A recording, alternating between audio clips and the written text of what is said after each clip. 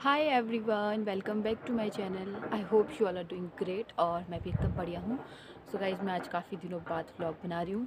तो हुआ ये, मेरे व्लॉग्स जो इतने ज़्यादा मेरा व्लॉग इतने दिनों से नहीं आया, उसके पीछे दो तीन रीज़न है। सबसे बड़ा रीज़न ये था कि मेरे एग्ज़ाम चल रहे थे, तो जिस वजह से मैं व्लॉगिंग नहीं कर पाई, बट मैंने मिनी व्लॉग बनाए थे। उसके बाद मैं एकदम से घर आ गई और फिर मेरे को ना एकदम से शिमला जाना पड़ा कुछ दिनों में, क्योंकि मेरे को काम था। उसके बाद मैं दोबारा से घर आई और घर आते ही मेरे साथ इतना गंदा सीन हो गया ना कि मैं खेत को गई थी और खेत में मेरे पैर में कांच घुस गया। और वो इतना बड़ा कांच था और मतलब इतना गंदा लगा मेरे पैर में। मतलब इतना खून निकला, मैं क्या बताऊँ आपको कि मेरे कितने बुरे हाल थे। और मेरे से चलना मुश्किल हो गया, लिटरली बोली मेरे को 4 दिन हो गया। 4 दिनों से मैं कमरे से किचन और किचन से कमरे के सिवाय मतलब अपने घर के बाहर कहीं निकल ही नहीं पा रही हूँ। मेरे को इतनी ज़्यादा दर्द है पैर में। अब तो थोड़ी कम हो गई है आज, क्योंकि अब तो 3-4 दिन हो गया है, तो अब थोड़ा ज़ख्म ठीक हो गया है।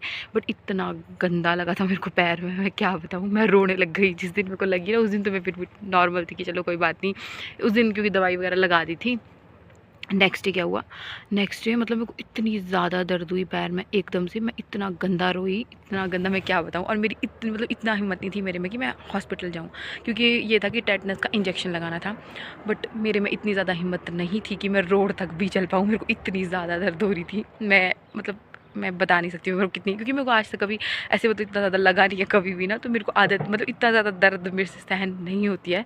और इस बार बहुत ज़्यादा ही दर्द हो गई थी और मेरे को मतलब मेरा पैर नहीं रखा जाता था मेरे नीचे ज़मीन पे। अभी भी नहीं रख पा रही हूँ, अभी भी थोड़ा टेढ़ा करके रखना पड़ रहा है पैर, इतनी ज़्यादा दर्द हुई मुझे। तो ना मैं इंजेक्शन के लिए जा पाई और सब चीज़ों के लिए फिर मेरे को सब कुछ घर पे मंगवाना पड़ा, क्योंकि मेरे में नहीं थी हिम्मत कि मैं जा पाऊँ। तो ये इशू हो गया था मेरे साथ, इस वजह से मैं व्लॉगिंग भी कंटिन्यू नहीं कर पाई। तो फिर आज मैं थोड़ी सी ठीक हूँ। आज तो 3-4 दिन हो गया उस चीज़ को, तो मैं आज थोड़ी ठीक हूँ। तो मैंने सोचा कि मैं आज व्लॉग बना लेती हूँ, क्योंकि मेरे को आज शॉप जाना पड़ेगा, क्योंकि मम्मी पापा गए हैं काम से और शॉप भी बंद नहीं रख सकते। इसलिए मेरे को बोला है मम्मी पापा ने कि आराम से चली जाइयो, पहुंच जाएगी तो आधा घंटा लग जाएगा मेरे को शॉप पहुंचने में। मेरे को पता है जिस हिसाब से मैं चल रही हूँ। वैसे तो हमारे यहाँ साथ में ही रोड है परे, बट ये है कि पापा गाड़ी लेके गए हैं। तो वैसे तो पापा ने बोला था मेरे को कि भैया को बोल दियो ना, हमारे एक भैया है वो हमारी गाड़ी चलाते हैं, बड़ी वाली गाड़ी ना। तो पापा ने बोला था कि बड़ी गाड़ी लेके आ जाएगा वो, तो भैया को बोल दियो वो आ जाएंगे लेते को लेने। बट ऐसा है कि अब इतनी सी मतलब ऐसा है कि चली जाऊँगी। स्वेलिंग हो रखी है, आप देख ही सकते हो कितना ज़्यादा मोटा लग रहा है मेरा पैर।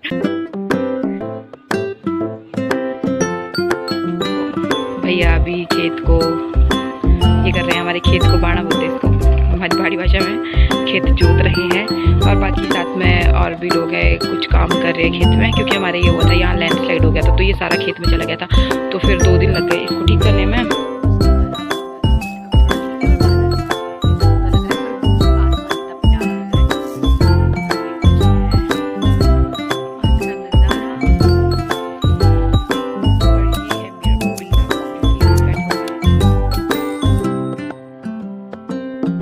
गुड इवनिंग एवरीवन, तो कैसे हैं आप सब।